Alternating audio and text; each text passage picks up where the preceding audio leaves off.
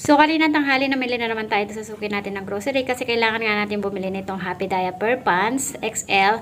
So, 12 pieces lang yung aking binili. Ayan. So, tapos, kailangan ko rin bumili kasi nitong disposable glass natin para sa ice crumble natin na tig 20 pesos kasi wala tayong gagamitin.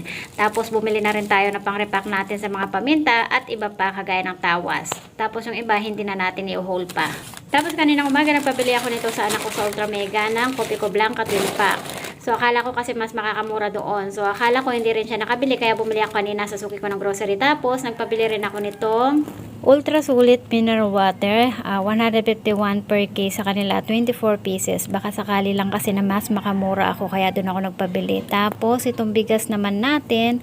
Ayan. RBH Rice from 1,320. Bumaba siya ng 1,270. Kaya 50 pesos ang binaba niya. O, diba? Medyo mura ng bigas.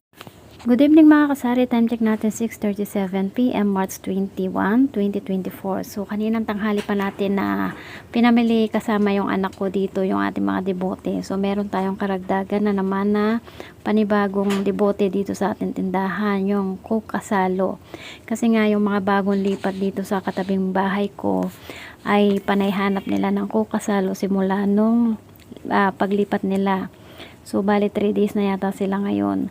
So, ngayon, kaya napilitan na tayong magtinda nito. Kasi, syempre, kung anong hinahanap nga ng mga customer natin, syempre, bilang tindera, yun talaga ang ating ibebenta. So, tapos kanina naman, naghahanap sila sa akin ng Royal Kasalo. Kaya, dapat bibili rin ako ng Royal Kasalo kahit isang case lang. Kaya lang, walang stock dun sa suki natin ng mga debote.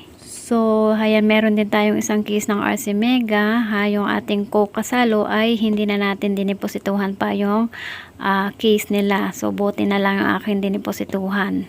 So, 270 yung puhunan ng isang case ng Coke Kasalo. Kaya, ibibenta ko siya ng 32 pesos each ang ating Coke Kasalo. At kung magkakaroon naman ng stock dun sa suki natin ng grocery ng Royal Kasalo, ay bibili na rin tayo isang case. So, tapos meron tayo dito nabili na isang case doon sa suki natin ng grocery ng Coke mismo at saka isang box ng plus na apple at saka ito pa yung ating mga napamili, itong mga naka-plastic na to, o diba? Kapag tindera ka talaga, restock pa more, o diba? Kahit tagtumal talaga, restocking talaga. So, yan yung ating mga napamili, yung Colgate na violet at saka meron tayo dyan na Colgate na kulay, ano ba ba yun? So, ito na, binuksan na natin yung plastic. Meron tayo dito isang tie ng Sunsilk na green. Ayan, tapos Tide Bar. Ayan, isang habalang. At saka ito ang sinasabi natin na isa pang kulay ng Colgate, yung green. 6 pieces ang Nor Cube Sport. At saka meron tayo dito na Dato Puti Suka, 200 ml, 5 pieces. At saka yung ating Pasit Canton Yellow, 5 pieces. Hello mga kasari, good afternoon po sa ating lahat. Time check natin is 3:02 PM March 22, 2024. Ayan, so panibagong pamimili na naman natin kanina. Kasalukuyan natin naglalaba kanina. Iniwan natin para tayo makapamili kasi meron na naman tayo mga items na ubos na dito sa ating tindahan. Kaya kailangan na naman natin mag-restock. Araw-araw talaga restocking tayo bilang tindera. Kahit sabihin mo tagtumal ang ating negosyo, tagtumal man o taglakas. Restock ng restock, 'di ba? Walang humpay na restock. Kaya, thanks God pa rin talaga kahit tagtumal talaga it means na kumikita pa rin naman tayo dahil nga araw-araw pa rin tayo nakakapamili. So, namili ako nitong ayan, yung mangwan natin chicken skin, 8 pieces na green at saka 8 pieces na brown. So, ang pagbabalik ng ating mga piatos, ayan, bumili lang ako 3 piraso ng cheese flavor. Sa pool na nagkaroon tayo talaga ng expiration nito last year. Ayan. Ngayon lang tayo ulit nagbabalik ng pagbibenta ng piatos.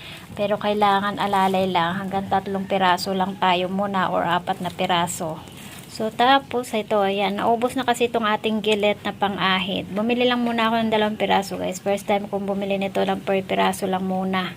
Kasi nga slow moving ito. So, tama na muna yung kahit paano meron tayo maibenta kapag may naghanap na customer. So, ang puhuran nito sa suki natin grocery is 25 pesos. Ang bentahan natin ito is 35 pesos. So, meron na tayong 10 pesos each. O, diba sayang din naman yung kikitain natin sa 2 piraso. Meron na tayong 20 pesos. Tapos ito, Youngstown Green, 2 piraso lang. So, ayan, binuhos ko na yung ating mga pinamili. Konti lang naman to para diretso na rin natin ayusin after nito. First time ko magtinda nitong sito solo natin na pink. So, 3 piraso lang ang binili ko. Sa mga sito is per piraso na muna yung binibili ko kasi nga slow moving mga debote. Kaya per piraso na muna ako. Tapos, itong green natin is 2 piraso lang. So, meron pa tayo sa ref na natitira na 2 piraso. Plus, ayan, bumili ako ng 1 kilo ng munggo labo. Tapos, camel, 3 kaha. Ayan, ang fast moving ngayon sa aking sigarilyo. Pero, pakaha-kaha lang yung binibili ko talaga sa mga sigarilyo. Kailangan lang talaga natin paikutin yung puhunan natin. Plus, ito naman, iba naman yung binilang ko nito, yung Marlboro Red. Ang bili ko nito guys, yan, nakamura tayo ng 5 pesos kasi ang per kaha niya ang bili ko is 150 per kaha.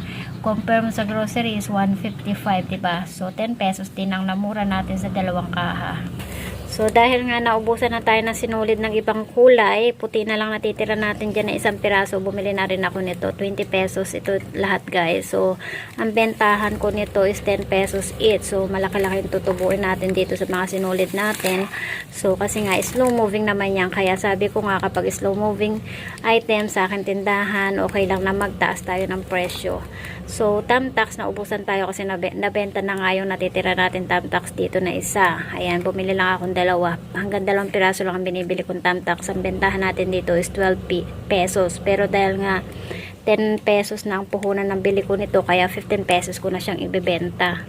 Beef flavor natin ng Lucky Me 5 pieces lang. Plus, doon nga pala sa binila natin ng Marlboro Red, nakabili tayo nitong CDO Idol Cheese Dog, regular 10 pieces, ng 2 balot. Tapos, meron siyang free na Lucky Me Chicken. O, diba? Nakalibre na tayo ng Lucky Me Chicken, pangbenta na ulit, karagdagan na naman, nakita.